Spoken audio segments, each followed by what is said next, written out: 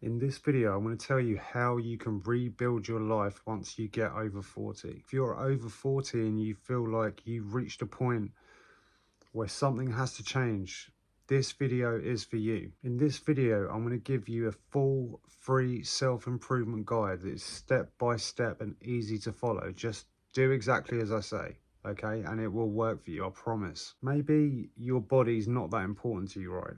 Everybody's different. Maybe you're not that material and your finances are not that important to you. But contentment should be important to you no matter who you are or what you're about. If you're over 40 and you feel a lack of contentment and you are not happy with your life, that is huge. Something has to change. Make sure you get a pen and pad or use your notepad on your phone, take some notes and follow along, because this is going to be good. I promise you, there's going to be value here for you. If you disagree with anything that I say, just leave a comment. I reply to every single one. The first thing that I want to talk about is your bad habits and also dopamine reallocation. We can get stuck in our ways, right? You've got probably, half a lifetime of bad habits that have accumulated. Procrastination, maybe. You might smoke cigarettes, you might vape, you might be drinking too much, you might still be doing drugs, you might be a sex addict, you might be addicted to social media. Like, there's a whole array of things, right? If that's you, there's a higher chance that you are just overstimulating yourself. Now, if you try to just stop all of these habits that are negatively affecting you, you are going to get low. You are going to feel really depressed because you're not going to be getting any dopamine, right? So rather than just trying to quit these things and going like cold turkey, quit them all slowly, one at a time, and replace the negative with new positive habits. Did you know that a cold shower can have the same effect as a line of cocaine? That's crazy, right? So you should never try to quit everything all at once. You have to kind of wean off. If you're like using social media and you're smoking, drinking loads of coffee, first maybe cut caffeine and swap that for a cold shower. Then maybe try to go from smoking cigarettes to maybe a nicotine lozenge, and then cut those down. Take a 4 milligram and then a 2 milligram and so on. It's all about replacing the negative habits with new healthy habits over time. That is how you reallocate your dopamine. Eventually, all of your dopamine is going to be coming from good sources and it will brought down your baseline. The next thing that I want to talk about, you'd probably think is health, right? But it's not. I actually want to talk about productivity. Now, this is especially important if you are a professional, or if you're an entrepreneur, if you have a family, or you just, generally one of those people who are too busy, right? This exercise is going to show you that you're not as busy as you think you are. You're probably just misspending the spare time that you have terribly. What I want you to do is take a pen and paper, and I want you to write down half an hour time slots for every single hour of the day. Okay, and I want you to write down what you do with your time for every single half an hour in the day. Now, this is not, like many things that I do, not sexy, okay? It's not a sexy exercise, but it gets the fucking results and it will open up your eyes in such a big way. If you do this for 7 days, you're going to get a really good gauge for where your time is being spent. You're going to see exactly where your time is being wasted.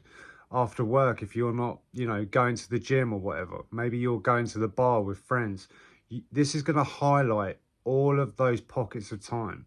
When you can redirect that time and do things that are more productive, this is so huge and it's so eye-opening and rewarding. Very few people even know about this, okay? It's so simple, it's so logical, and it's so fucking effective. Next, I want to talk about diet. Now, we're over 40. We can't eat shit all of the time, okay? Because it just sticks to us. This is a fact of life, okay? That's why you probably have love handles and fucking back fat, okay? There's nothing wrong with that. Well, actually, there is. I don't subscribe to like the dad bod myth. I don't think, just because you're over 35, it's acceptable for you to be out of shape. That is a myth. It's a complete lie. There's no reason whatsoever why you can't be in the best shape of your life at any age. You should eat a low carb diet that's higher in protein and fats. It's going to give you more energy. It's great for your joints. It's great for inflammation. You're going to feel so much better. You're going to have no brain fog. That's what I do. And if I can do it and I can look like this when I'm 42, you can do it too. And you should also, at least for a little while, count calories. Okay, again, nothing sexy about counting what calories you put into your body, but it's the only way to really know. And this is the most effective way to get a handle on your diet. It's not fun, okay? It's not fucking fun, but do you want to get the result or do you not? So just do it. Next, then I should probably talk about exercise. Now, I recommend a full body workout 3 times a week.